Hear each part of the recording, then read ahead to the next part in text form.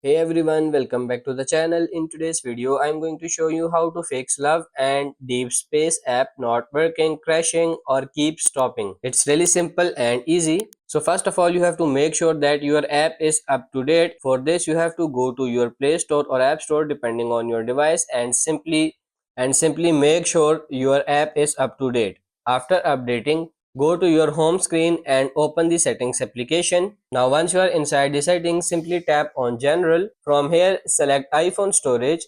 Now inside iPhone storage, search for Love and Deep Space app. Now once you are in this section, simply tap on offload app and then tap on offload app again. Offloading the application will help you to free up the storage used by the app and will also help you to clear the cache.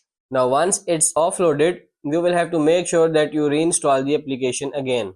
Once it is done, and then you will see your problem will be solved. If not, you simply want to go ahead and restart your mobile device. Once you restart your mobile device, your problem might be fixed.